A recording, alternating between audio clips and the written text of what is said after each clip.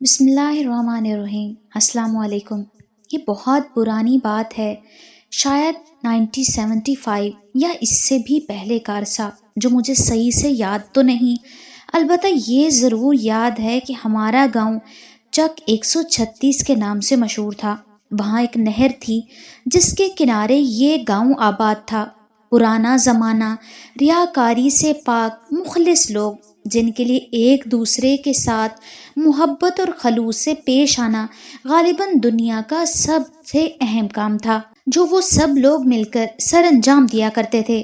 گاؤں کے عین درمیان میں ایک قدیم کنواں تھا، جس پر چمڑے کا ایک مشکیزہ ہمیشہ موجود رہتا تھا، تاکہ جس کا جب دل چاہے وہ اس کنویں کے پانی سے استفادہ حاصل کر سکے۔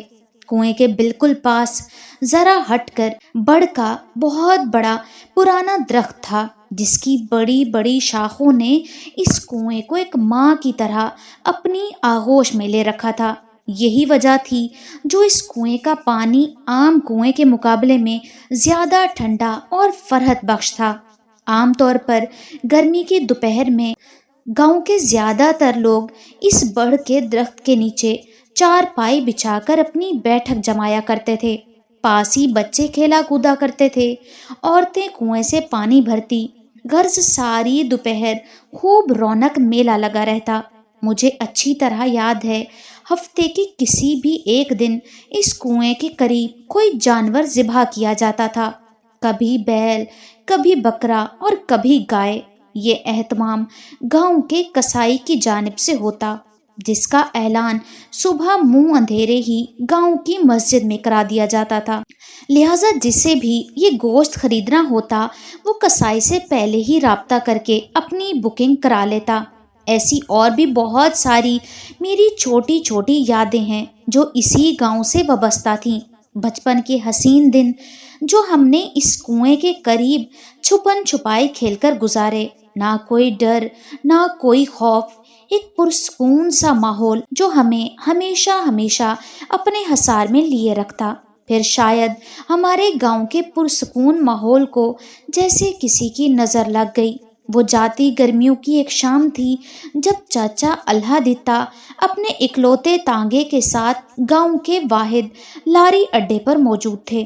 آخری بس آج خلاف توقع کچھ لیٹ ہو گئی تھی، ورنہ عام طور پر 8 بجے کے بعد وہ اڈا تقریباً پورا ویران ہو جاتا، مگر آج چونکہ ابھی تک بس بھی نہیں آئی تھی، لہٰذا چچا بھی وہاں واحد چائے کے کھوکے پر موجود تھا۔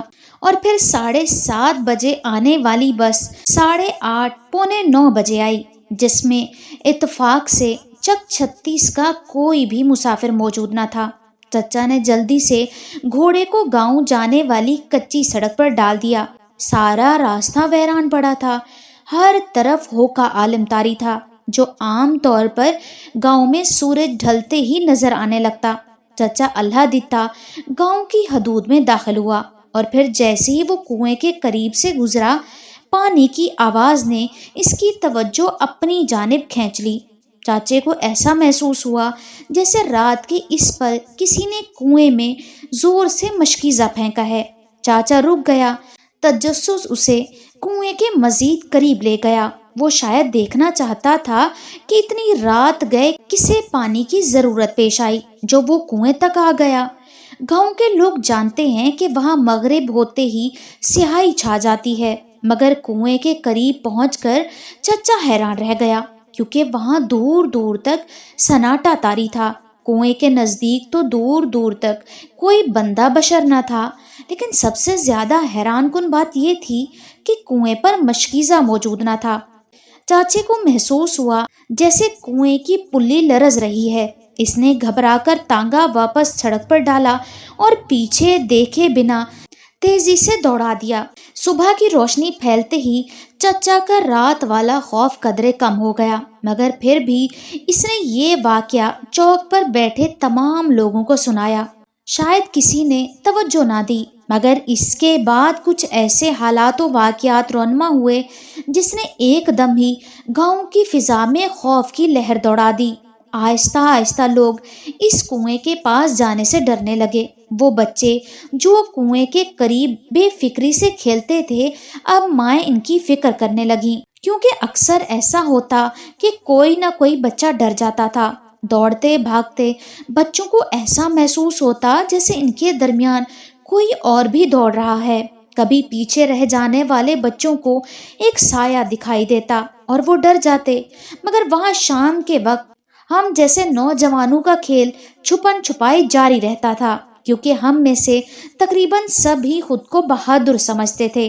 یہی وجہ تھی جو کنویں کے حوالے سے مشہور ہونے والی اتنی کہانیوں کے باوجود ہم نے اپنا کھیلنا نہ چھوڑا تھا۔ جیسے ہی عصر کی نماز ہوتی، ہم 8-10 لڑکے اکٹھے ہو کر کنویں کے قریب پہنچاتے اور پھر مغرب تک خوب کھیل جماتے۔ حیرت کی بات یہ تھی کہ ہمارے ساتھ ایسا کوئی واقعہ پیش نہ آیا تھا جو ہمیں خوف زدہ کر سکتا، سو ہم میں سے اکثر لڑکے تو کنویں سے وابستہ کہانیوں کو من گھڑت قرار دیتے۔ ظفر ہمارے گروپ کا سب سے شرارتی اور پھنے خوان ٹائپ لڑکا تھا، جس نے چھپن چھپائی کے کھیل میں ایک مزید اضافہ یہ کر دیا تھا کہ جیسے ہی مغرب کا وقت ہوتا، جبکہ ہمارا کھیل ختم ہونے کا وقت تھا، اسی پر ظفر کنویں کے چاروں طرف 7 چکر لگاتا اور پھر زور زور سے پکارتا، ماسینی ماسی میں تو سوکھا ہی واپس جا رہا ہوں، جس کا مطلب یہ ہوا تھا کہ آج بھی اسے کوئی نقصان نہ پہنچا۔ شروع میں یہ کام وہ اکیلا ہی کرتا تھا، مگر پھر آہستہ آہستہ ہم بھی اس کے ساتھ شامل ہو گئے اور ہمیں مزہ بھی آنے لگا۔ یہ ہماری ایک بے ضرر سی شرارت تھی جس کا مقصد کسی کو نقصان پہنچانا نہیں تھا۔ جاتی گرمیوں کی شام تھی، عصر اپنے وقت سے پہلے ہونے لگی تھی۔ اماں تندور سلگانے کے لیے لکڑیاں جمع کر رہی تھی جب میرا دوست افضل مجھے بلانے کے لیے آ گیا، اوے جلدی آ جا، پھر مغرب ہو جاتی ہے۔ عصر اور مغرب کے نماز کے درمیان محض 1 گھنٹے کا فرق رہ گیا تھا۔ افضل کی بات سنتے ہی میں نے جلدی سے چپل پہنی اور باہر کی جانب بھاگنے کی تیاری ہی کی تھی کہ ایک دم اماں سامنے آ گئی۔ کنویں کی طرف نہ جانا، آج سویرے سکینہ پانی لینے گئی تھی تو جب اس نے وہاں کسی زنانی کو دیکھا جو منڈیر پر بیٹھی رو رہی تھی، اس کے رونے کی آواز اتنی خوفناک تھی کہ سکینہ مارے ڈر کے بھاگی واپس گھر آئی اور آتے ہی بے ہوش ہو گئی۔ افواہ ہے اماں، میں نے ان کی بات درمیان سے کاٹ دی، آپ ایک اچھی مسلمان ہونے کے ناطے کیوں ان ساری باتوں پر یقین رکھتی ہیں؟ میرے لہجے کی حیرت سے اماں شدید کنفیوز ہو گئیں۔ تیری بات صحیح ہے پتر، پر جن بھی دنیا میں ایسے ہی موجود ہیں جیسے ہم انسان، فرق صرف اتنا ہے کہ وہ ہمیں اس وقت تک دکھائی نہیں دیتے جب تک ہم ان کی مرضی کے خلاف کوئی کام نہ کریں۔ بڑا آیا اسلام کی باتیں کرتا ہے، اتا پتا تو کچھ ہے نہیں۔ میں نہیں مانتا ماں، جنات سب فضول باتیں ہیں، بے پرواہی سے کہتا ہوا میں دروازے سے باہر نکل آیا اور پھر کنویں کے پاس چھپن چھپائی کھیلتے کب وقت گزر گیا پتہ ہی نہ چلا۔ مسجد کا سپیکر شاید خراب تھا جو ہمیں اذان کی آواز ابھی سنائی نہ دی، جب اچانک میرے دوست کے بھائی نے دور سے ہمیں آواز لگائی، اوے نالائکو جلدی آؤ، نماز کا وقت نکلا جا رہا ہے۔ ان کی آواز سنتے ہی ہم سب کو احساس ہوا کہ فضا میں چاروں طرف اندھیرا پھیل چکا ہے۔ چلو بھائی جلدی نکلو یہاں سے۔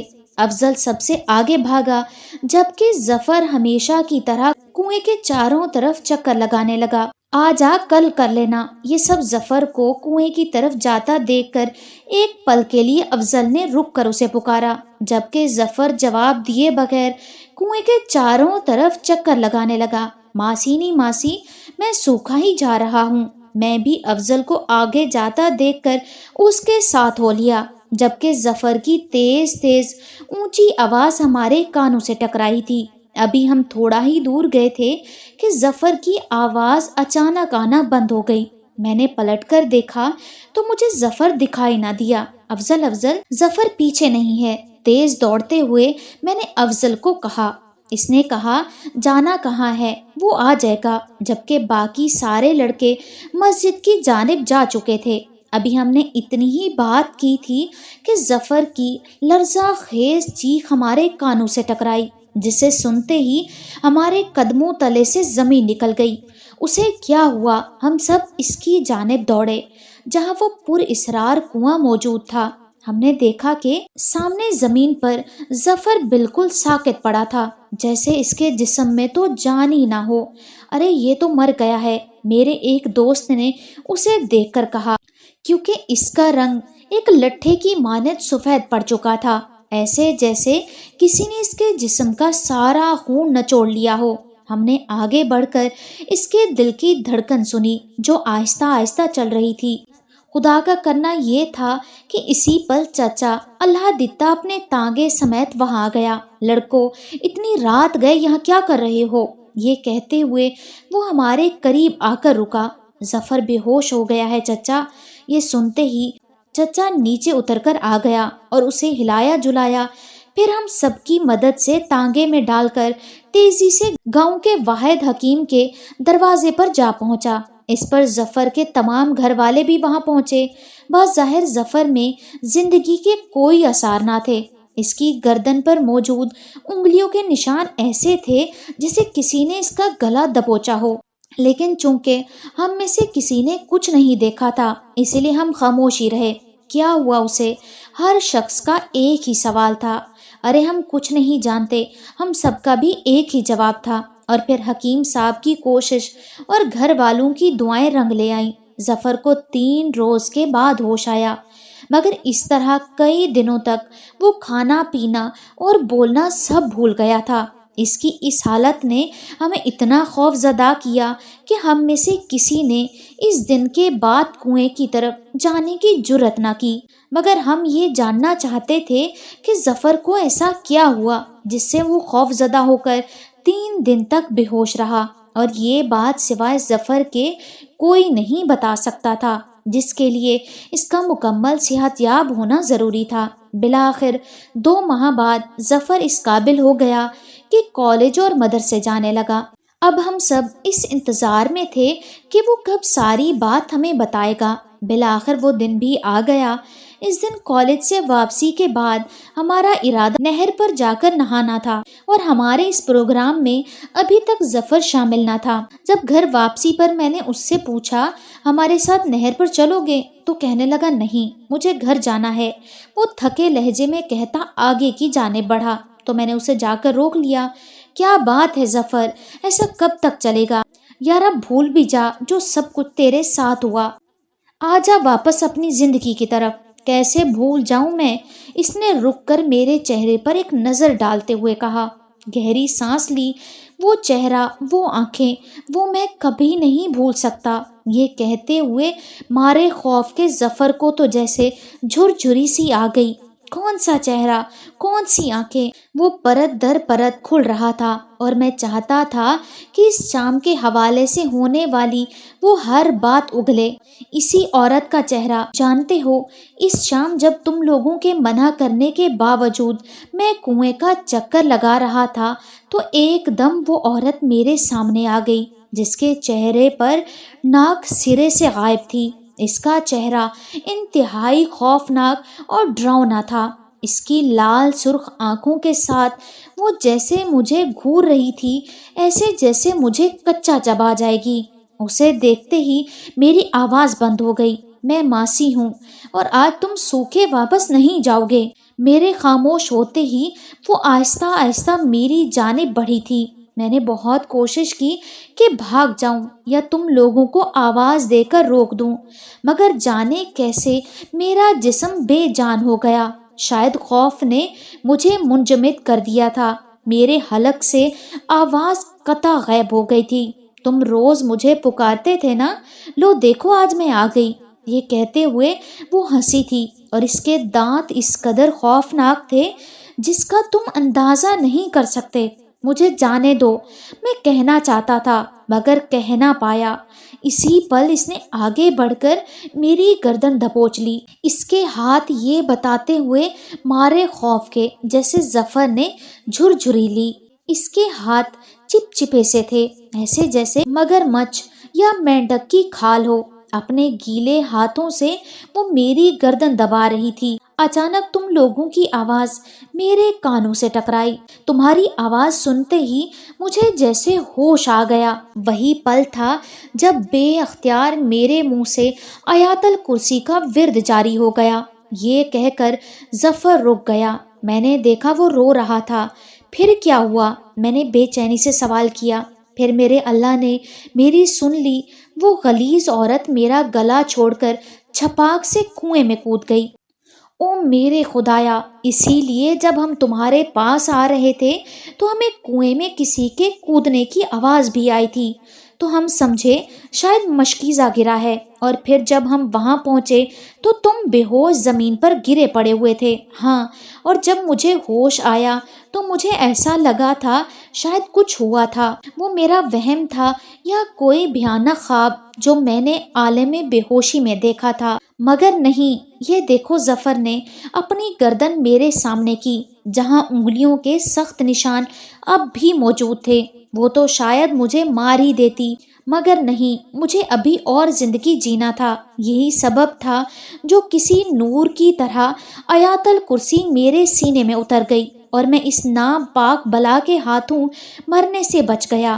یہ کہہ کر ظفر رکا نہیں تھا اور آہستہ آہستہ آگے کی جانب چل دیا۔ میں نے دیکھا وہ ظہر پڑھنے مسجد جا رہا تھا۔ مجھے معلوم تھا کہ ظفر اب 5 وقت کی نماز با جماعت پڑھتا ہے۔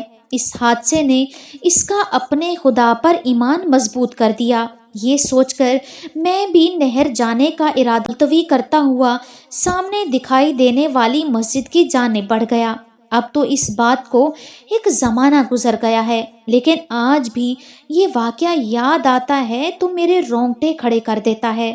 اگر آپ کو میری یہ کہانی پسند آئی ہو تو میرے چینل کو لائک، شیئر، سبسکرائب کیجیے اور کمنٹ میں اپنی رائے کا اظہار کیجیے۔ اللہ حافظ۔